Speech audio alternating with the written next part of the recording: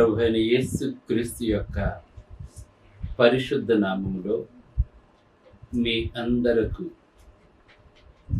Amalapuram housing board క్రీస్తు సంఘము మరియు కాకినాడ బాపూజీ నగర్ క్రీస్తు సంఘముల తరపున సత్య సువార్త అనే మా టీవీ ప్రసారాలకు స్వాగతం తెలియజేస్తున్నాను. వాళ్ళ ధ్యానాంశం ఏంటంటే తలాంతులు. ప్రార్థన చేసుకుందాం.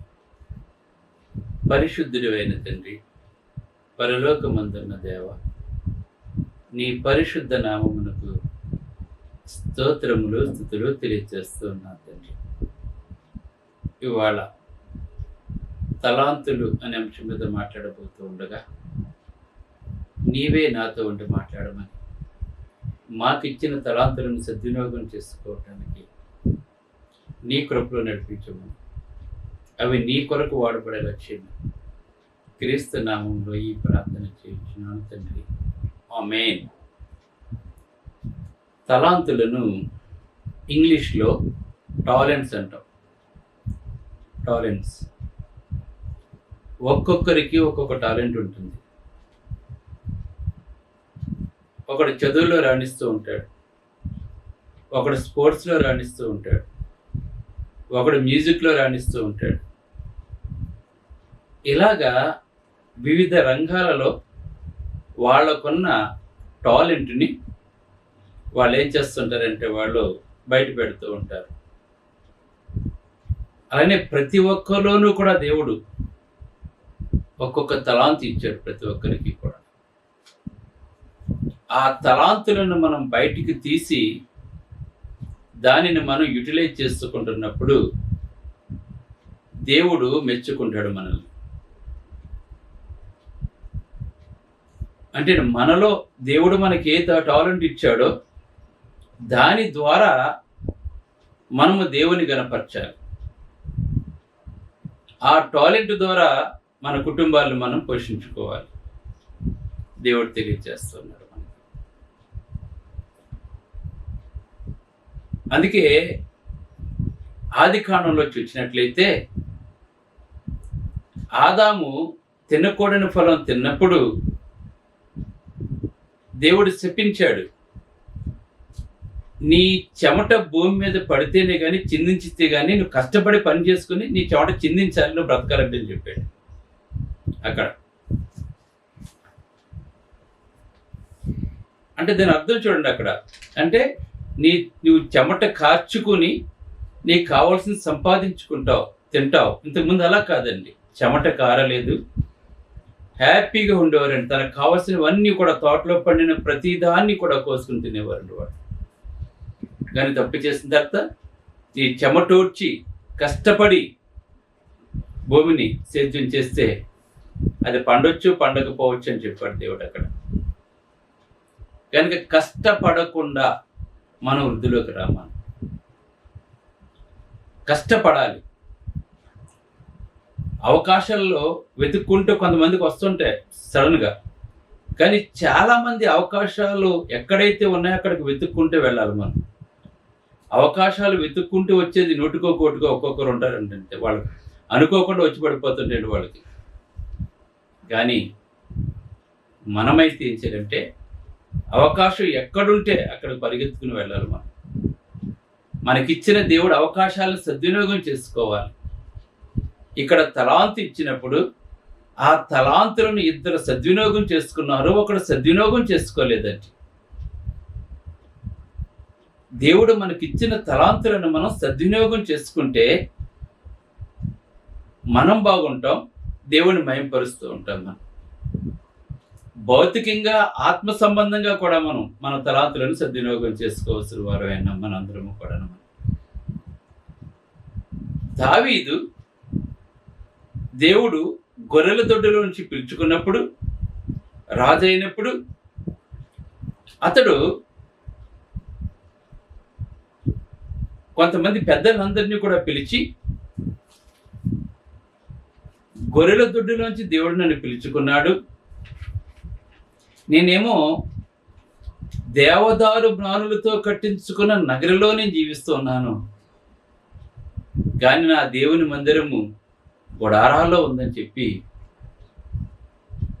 అతను దేవునికి మందిరం కట్టాలని చెప్పి అనుకున్నాడండి. అతను అంటే దేవుడు తనకిచ్చిన తలాంతులను తన స్వార్థం కొరకు మాత్రమే కాకుండా దేవుని యొక్క పనికి కూడా ఇక్కడ వాడినట్లుగా మనం చూస్తూ ఉన్నాం.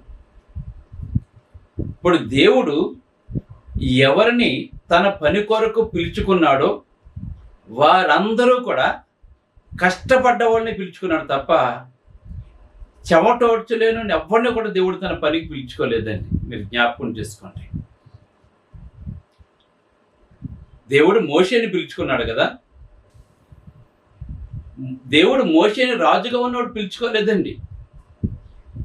40 సంవత్సరాలు తన మామ ఇద్దరు గొర్రెలను మేపుకుంటూ 40 సంవత్సరాలు ఎడారిలో గడిపాడండి. అతను 40 సంవత్సరాలు గొర్రెలు కాయటం అంటే ఎండలో ఎంత భయంకరమో, పైగా ఎక్కువ ఉష్ణోగ్రత గల ప్రాంతాలు అవన్నీ కూడాను. అక్కడ 40 సంవత్సరాలు అతను ఆ గొర్రెలు మేపుకుంటే 40 సంవత్సరాల తరువాత అతను ఇంకా పని చేసుకుంటుంటే, గొర్రెలు మేపుకుంటూ ఉంటే అప్పుడు దేవుని పనికి పిలుచుకున్నాడంట. అలాగనే యాకోబుని ఆశీర్వదించిన తర్వాత దేవుడు దీవెనలు వర్షం కింద కురిపించేయలేదండి అతన్ని. 14 సంవత్సరాలు అతను కూడా తన మామకి గొర్రెలను కాచాడండి అతను. ఆ తర్వాత కొన్ని సంవత్సరాల తర్వాత తిరిగి మళ్ళా తన సంపాదించుకున్న ఆస్తితో తిరిగి వచ్చాడండి. మనం తెలుసుకోవాలి ఇవన్నీ కూడా. మనం ఎంత కష్టపడితే ఈ లోకంలో మనం ఎంత కష్టపడితే అంత ఎక్కువ సంపాదించుకుంటూ ఉంటాం. దేవుడు కష్టపడమని చెప్తున్నాడండి దేవుడు. అందుకే మనకి సామెతల గ్రంథంలో ఒక మాట ఉంది. అదేంటంటే 3వ సామెతల గ్రంథం 10వ అధ్యాయము 16వ వచనం చూసినట్లయితే, నీతి మంతుని కష్టార్జితము జీవదాయకమని మాట్లాడుతున్నాడు. అంటే కష్టపడాలి, మన కుటుంబాన్ని పోషించుకోవడానికి కష్టపడాలి. ఎవరికో కానీ ఈజీగా రావండి. కొంతమంది అయితే తాతలు తండ్రులు సంపాదిస్తూ ఉంటారు, దాన్ని వాళ్ళు డెవలప్ చేసుకుంటూ ఉంటారండి. వాళ్ళు ఏదో వాళ్ళు కూడా ఒక ఫ్యాక్టరీ పెట్టుకుని వ్యాపారం చేసుకుంటారండి. వాళ్ళ ఇంట్లో కూర్చోరండి వాళ్ళు కూడాను. అంటే వాళ్ళ పూర్వీకులు ఇచ్చిన తలాంతులను వాళ్ళు సద్వినియోగం చేసుకుంటూ ఉన్నారు. ఇక్కడ నీతిమంతుని కష్టార్జితము జీవదాయకము, భక్తిహీనునికి కలుగు వచ్చుబడి పాపం పుట్టించని మాట్లాడుతున్నాడు. అంటే ఈజీగా వచ్చేయాలని చెప్పి అనుకుంటాం మనం. అంటే మోసం చేసో, దగా చేసో, కుట్ర చేసో ఈజీగా సంపాదించేస్తారు చూసారా. అటువంటి భక్తిహీనునికి కలుగు వచ్చుబడి పాపం పుట్టిస్తుందని చెప్తున్నాడండి. అందుకే మన చేతులతో న్యాయబద్ధంగా మనం దేవుడిచ్చిన జ్ఞానముతో నువ్వు ఏ పని అయితే చేస్తున్నావో ఆ పనే మనం బ్రతికిస్తూ ఉంటుందండి. సువార్తికుడు సువార్త ద్వారా, వ్యవసాయం చేసేవాడు వ్యవసాయం ద్వారా బ్రతుకుతాడు, వ్యాపారం చేసేవాడు వ్యాపారం ద్వారా బ్రతుకుతాడు, ఉద్యోగం చేసేవాడు ఉద్యోగం ద్వారా బ్రతుకుతాడు. గమనించండి. అలాగనే మనం సువార్త చేసేవాడు కూడా సువార్త ద్వారా బ్రతకాలి. దేవుడు తెలియజేస్తాడు. ఇంకా చూసినట్లయితే ప్రసంగి గ్రంథం 3:13 చూసినట్లయితే, మరియు ప్రతివాడు అన్నపానములు పుచ్చుకొనుచు, మన భూమి మీద ఉన్నప్పుడు అన్నపానములు పుచ్చుకుంటాం, తన కష్టార్జితం వల్ల సుఖము అనుభవించుట దేవుడిచ్చి బహుమానము. ఎలాగ సుఖం అనుభవించమంటున్నాడు? కష్టార్జితం వల్ల, మన కష్టార్జితంతో అనుభవించమని చెప్తున్నాడు దేవుడు ఇక్కడ. కష్టం లేకుండా మనం ఏమీ కూడా మనం చేయలేము. మనం కష్టపడాలి. ఎందుకంటే చాలా కష్టపడితేనే కానీ ముందుకెళ్ళాం మనం. నిజంగా మన చేతులతో మనకి, అందుకే నీ చేతుల కష్టార్జితాన్ని అనిపిస్తాను చెప్తున్నాడు. మన చేతులతో మనకు కావాలి సంపాదించుకో. దేవుని అడగాలి, ప్రభువా ఎందుకంటే నీ మార్గములను యెహోవాకు అప్పగించమని చెప్తున్నాడు దేవుడు. నీకేం చేయాలో తెలియటం లేదు, అప్పుడు ఏం చేయాలి? నీ మార్గములను యెహోవాకు అప్పగించము, అప్పుడు ఆయన నీ మార్గములను సరళము చేయలేని మాట్లాడుతున్నాడు. మనం ఎప్పుడైతే దేవునికి ప్రభా నేను కష్టపడాలని చెప్పి అనుకుంటున్నాను తండ్రి, నేను ఈ పని చేస్తున్నాను ప్రభా, నాకు సరైన ఆదాయం నాకు రావటం లేదు తండ్రి, నాకు ఆలోచన దయచే తండ్రి, వివేచన దయచే తండ్రి, జ్ఞానము దయచే తండ్రి, నా చేతులతో నేను కష్టపడి సంపాదించుకోవడం నాకు నేర్పించు ప్రభా అని మనం దేవుణ్ణి అడిగినట్లయితే దేవుడు మనకు ఒక ఆలోచన తెలియజేస్తాడు, వివేచన తెలియజేస్తూ ఉంటాడు, మనం ఏం చెయ్యాలో మనకు తెలియజేస్తూ ఉంటాడు దేవుడు మనకి. అలాగనే పేతురు యోహానులు కూడా దేవుడు తన సువార్త పనికి పిలుచుకున్నప్పుడు వాళ్ళు రాత్రంతా ప్రయాసపడ్డారు. ఆ ప్రయాసపడినటువంటి వాళ్ళనే దేవుడు పనికి పిలుచుకున్నాడు. మత్తయిని పనికి పిలుచుకున్నాడు. అతను సుంకపు సుంకం వసూలు చేస్తున్నాడు, అతను పనులు వసూలు చేస్తున్నాడు, అటువంటి వాడిని పిలుచుకున్నాడు దేవుడు. అలాగనే దైవ గ్రంథంలో చూసినట్లయితే ఎక్కడ చూసినా సరే కష్టపడి పని చేసిన వాళ్ళనే దేవుడు తన పని కొరకు పిలుచుకున్నాడు. కానీ ఖాళీగా ఉన్న సోమరపోతుల్ని ఎప్పుడూ కూడా దేవుడు పిలుచుకోలేదని తన పని నిమిత్తం. పని చేసేవాడంటేనే దేవునికి ఇష్టమండి, కష్టపడేవాడంటేనే దేవునికి ఇష్టమండి. కనుక కష్టపడాలి మనం అందరము కూడా. మన కుటుంబాలు బాగుండాలంటే కష్టపడాలి. ఎలాగా? మన దేశంలో నిరుద్యోగ సమస్య ఎక్కువ. మనకి ఏదైనా చేయాలంటే డబ్బు కావాలి. ఈవేళ కొంతమంది మాత్రమే ధనవంతులు ఉన్నారండి. మరి కొంతమంది తెలివితేటలు పెట్టుబడి పెడతారు, మరి కొంతమంది డబ్బు పెట్టుబడి పెట్టుకుని ఏదో వ్యాపారం చేసుకుంటూ ఉంటారు. మనం చూస్తున్నాం. అయితే మరి మనం ఎలాగా? అందుకే దేవుణ్ణి అడగాలి మనం. ప్రభా, సమయం దుర్వినియోగం అయిపోతుంది తండ్రి, సమయం వ్యర్థమైపోతుంది ప్రభా, నాకు ఆలోచన తెలియజేయ తండ్రి, జ్ఞానం తెలియజేయ తండ్రి, నా చేతులతో నాకు కావాల్సిన న్యాయబద్ధంగా సంపాదించుకోవటం నాకు నేర్పించే ప్రభా, నీ సేవకు నేను ఎక్కువగా వాడబడలా చేయ తండ్రి అని మనం దేవుణ్ణి అడిగినట్లయితే దేవుడు మనకు ఒక మార్గాన్ని చూపిస్తూ ఉంటాడు మనకి.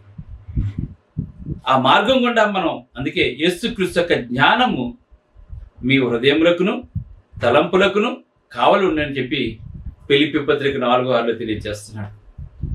యేసుక్రీస్తు యొక్క జ్ఞానం ఏం చేస్తుంది మనకి? ఇప్పుడు చూడండి, ఎలీషా దగ్గర ఒక అతను చనిపోయాడు. ప్రవక్తల పాఠశాలలో ఒక అతను, భార్య పిల్లలు ఉన్నారు. అయితే ఎలీషా దగ్గరికి వెళ్ళిన భర్త చనిపోయాడు, అప్పుడు వారు వచ్చిన 2 బిడ్డలని తీసుకెళ్ళిపోతానని చెప్పినప్పుడు నీ ఇంట్లో ఏముందని అడిగాడు దేవుడు. కొంచెం నూనె మాత్రం ఉంది, ఇంకేమీ లేదని చెప్పాడు. అంటే దానినే, ఆ చిన్న నూనె బుడ్డినే ఆ గ్రామంలో ఉన్న వాళ్ళ, ఊర్లో ఉన్న వాళ్ళు అన్ని పాత్రలు తెస్తే ఆ చిన్నదే దాంతో మొత్తం ఆ కొండలన్నీ కూడా నిండిపోయిందండి. ఆ చిన్న దాంతో మన దగ్గర ప్రతి ఒక్కరి దగ్గర ఒక టాలెంట్ ఉంటుంది, మన దగ్గర అందరి దగ్గర కూడా. దానిని వెలికి తీస్తే ఆ చూడండి, ఆ గదిలో ఉన్న కొండలన్నింటిలో ఎలాగైతే నింపబడిందో మనము కూడా ఆ విధంగా, ఆ టాలెంట్ ఏంటి, నేను ఎలాగా ఏంటి అన్నది మనకు తెలియాలి. మనకి ఇది తెలుసుకున్నప్పుడు మనం అందరికంటే ఉన్నతమైన స్థాయిలో ఉంటాం. మనం కొంతమంది జ్ఞానాన్ని ఉపయోగిస్తారు, ఆ జ్ఞానంతో అనేక రకాలుగా వాళ్ళు సంపాదిస్తూ ఉంటారు వాళ్ళు. కానీ ఇక్కడైతే దేవుడు తెలియచేస్తున్నాడు, ఇక్కడ ఏం తెలియచేస్తుంది చూడండి, ఎటువంటి తలాంతు వీళ్ళకి ఇచ్చాడో చూడండి. దేవుడు వీళ్ళకి ఎటువంటి తలాంతులు ఇచ్చాడో దేవుడు మనకు కూడా తలాంతులు ఇచ్చాడు దేవుడు మనకి. అందుకే మత్తయి సువార్త 25:14-30 చూసినట్లయితే, పరలోక రాజ్యము ఒక మనుషుడు దేశాంతరములకు ప్రయాణమై తన దాసుని పిలిచి తన ఆస్తిని వారికి అప్పగించాను అని ఉందండి. అంటే ఇక్కడ దేని గురించి అంటే పరలోక రాజ్యం గురించి ఉపమానం తెలియజేస్తున్నాడండి. అంటే దేవుడు వీళ్ళకి ఇచ్చిన తలాంతులను యేసు ప్రభువారు మళ్ళా తిరిగి 2వ రాకడలో వచ్చినప్పుడు మనల్ని అడుగుతాడు, నీకెంత జీవితం ఇచ్చాను, నీకెంత ఆయుష్ ఇచ్చాను నేను, నీకెంత బలం ఇచ్చాను నేను, నీకెంత జ్ఞానం ఇచ్చాను నేను. అంటే పరలోక రాజ్యంలో మనమందరము కూడా బలా నమ్మకమైన మంచి దాసు అనిపించుకునేలా ఉండాలని చెప్పి ఉపమానం దేవుడు మనకు తెలియజేస్తున్నాడు. అలాగనే భౌతికంగా ఆత్మ సంబంధంగా మన తలాంతులను సద్వినియోగం చేసి, ఇక్కడ చూడండి ఏం చెప్తున్నాడు. అతను ఏం చేస్తాడంట, దేశాంతరం అంటే వేరే దేశం వెళ్ళిపోతూ ఏం చేశాడు అతను? తన దాసులను పిలిచి తన ఆస్తిని వారికి అప్పగించాడండి. ఒకనికి 5 తలాంతులు, ఒకనికి 2 తలాంతులు, అంటే ఒకరికి ఒకటి, అంటే ఎవని సామర్థ్యం చెప్పిన వానికండి. గమనించండి ఇక్కడ. కొంతమంది ఇవాళ చూడండి, కొంతమంది ఇవాళ ఫేస్బుక్ అతను కానీ మనం చూస్తున్నామని వేళ మనం మైక్రోసాఫ్ట్ కానీ వాళ్ళు ఎంత ఎదిగిపోయారో చూడండి వాళ్ళు. మరి కొన్ని కంపెనీలు చిన్నగానే ఉంటాయి. అంటే ఎవరి తలాంతులను బట్టి వాళ్ళండి, ఆత్మ సంబంధంగా భౌతిక సంబంధంగా. ఒకటి ఇచ్చి దేశాంతరం వెళ్ళిపోయాడండి. అప్పుడు 5 తలాంతులు ఇచ్చినటువంటి వాడు ఏం చేశాడు? అతను వాటితో వ్యాపారం చేశాడండి. చూసారు, ఆ చిన్నదాని 5 తలాంతులు ఏం చేశాడు? అతను ఖాళీగా లేడండి, అతను కష్టపడ్డాడండి. ఇక్కడ భౌతికంగా ఆత్మ సంబంధంగా తెలియజేస్తున్నాడు ఇతను కష్టపడినట్లుగా మనం చూస్తున్నాం. మనం దాంతో ఏం చేశాడంటే వ్యాపారం చేశాడండి అతను. అలాగే దేవుడు మనకి ఇచ్చిన దాంతో మనం ఏదో ఒకటి చెయ్యాలి. ఆ తలాంత్ ఏంటి? వ్యాపారం చేసి మరి 5 తలాంతులు సంపాదించాను. గమనించండి, ఇక్కడ మనం ఏదైనా చేసినప్పుడు మనం దేవునికి అప్పగించినట్లయితే దేవుడు తప్పకుండా మొదలుపెట్టింది మనమైతే. ఇప్పుడు మన విత్తనాన్ని మాత్రం ఇస్తున్నాం, మనం మొలకను విత్తట్లేదు మనం. కానీ ఆ విత్తనానికి మొలకనిచ్చిన వాడు ఎవరండి? గమనించండి, వడ్ల గింజ ఎంత ఉంటుందో ఒకసారి చూడండి మీరు.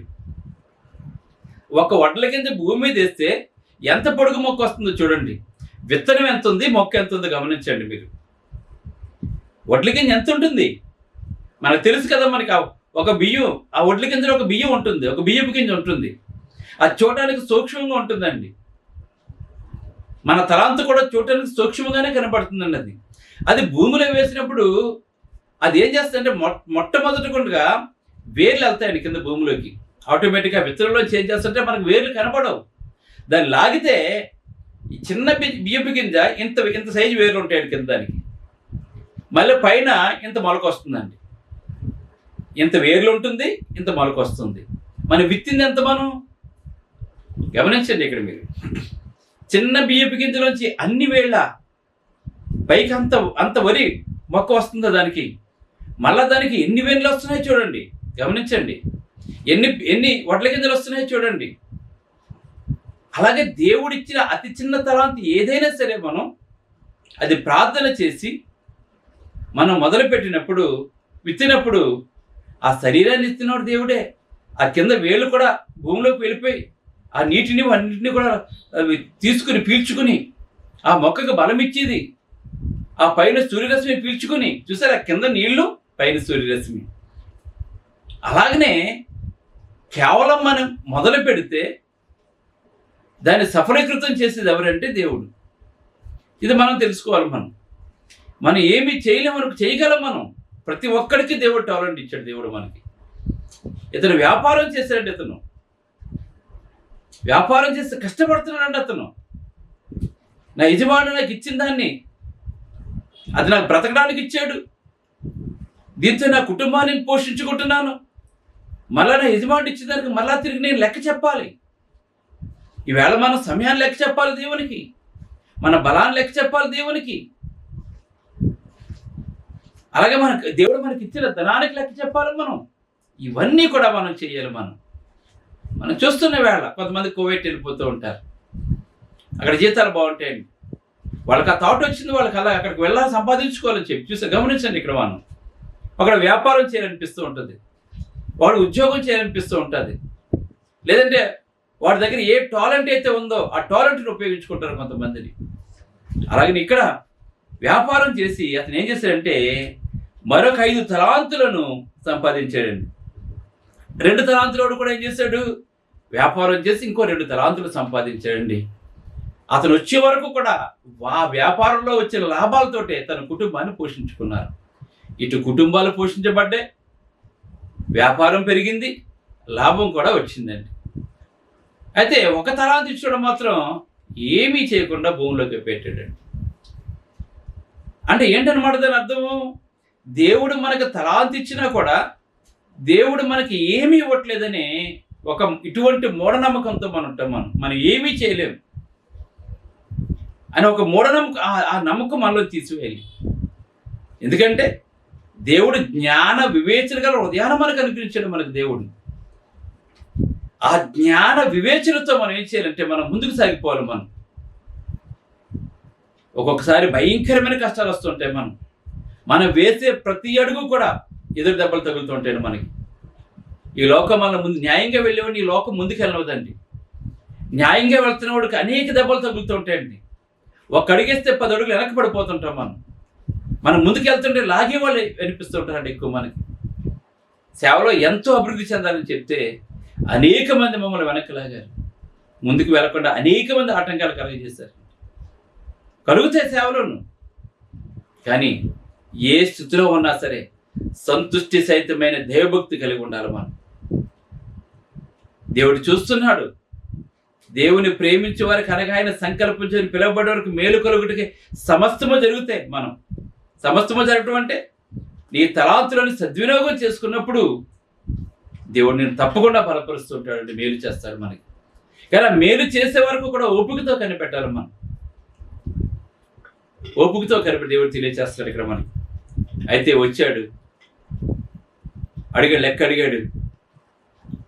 5 తలాంతులు. అయ్యా, నువ్వు నాకు 5 తలాంతులు ఇచ్చావు, దాంతో నేను వ్యాపారం చేశాను, ఇంతకాలం నా కుటుంబాన్ని పోషించుకున్నాను, నీ దేవాలు నేను సంతోషంగా ఉన్నాను.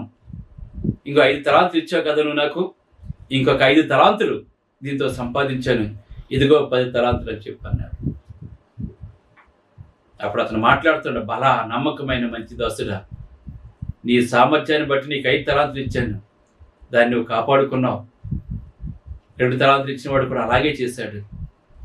1 తలాంతు ఇచ్చినవాడు వచ్చి భూమిలో కప్పెట్టి 1 తలాంతు తెచ్చేసి అతనికి ఇస్తే, నువ్వు చెడ్డవాడివి, నువ్వు విత్తన చోట కొయ్యినవాడు అని చెప్పి అన్నాడండి.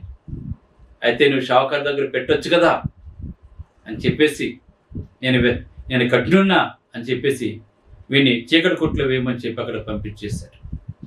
కనుక మనమైతే దేవుడు మనకిచ్చిన తలాంతులు దేవుని సేవ కొరకు, మన కుటుంబాల కొరకు మనం ఉపయోగించుకుంటూ మనం దేవుని జ్ఞానం ఏమని అడుగుదాం. తండ్రి, నేనేం చేయాలి, నేను ఎలా పోషించుకోవాలి, ఈ సమస్య నుంచి ఎలా బయటపడాలి తండ్రి, నాకు ఆలోచన తెచ్చేయమని చెప్పి దేవుడిని అడిగినప్పుడు దేవుడు మనకి తప్పనిసరిగా జ్ఞానం తెచ్చేస్తాడు. అలాగనే 2వ రాకడలో వచ్చినప్పుడు, ప్రభా నేను ఇది చేశాను ప్రభా, ఇన్ని ఆత్మను రక్షించాను తండ్రి, ఇన్ని సంఘాలు ప్రారంభించాను ప్రభా, ఇంతమందికి సహాయం చేశాను తండ్రి అని దేవుడికి లెక్క అప్పగించేవారుగా మనం అందరము కూడా ఉందాం. దేవుడు మనకి ఇచ్చిన తలాంతులో సద్వినియోగం చేసుకుందాం. ప్రభు యేసుక్రీస్తు మన కొరకు ప్రాణం ఇచ్చాడు. ఆయన చేసిన త్యాగాన్ని ఎప్పటికీ మర్చిపోకుండా ఈ రక్షణ సువార్తను అనేక మందికి మనం ప్రచురపడతాం. ప్రార్థన చేసుకుందాం. పరలోకమందున్న మా ప్రియ తండ్రి, పరిశుద్ధుడు, నీ పరిశుద్ధ నామమునకు స్తోత్రాలు తండ్రి. తలాంతుల గురించి తండ్రి వివరించడం జరిగింది నాయన. కనుక నాయన మాకు ఇచ్చిన తలాంతులను సద్వినియోగం చేసుకోవటం మాకు నేర్పించండి. మా చేతులతో మాకు కావాల్సిన న్యాయబద్ధంగా సంపాదించుకోవటం మాకు నేర్పించండి.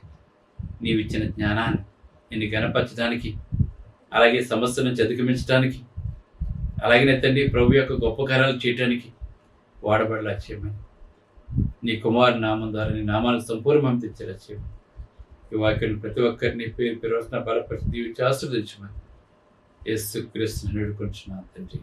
ఆమేన్.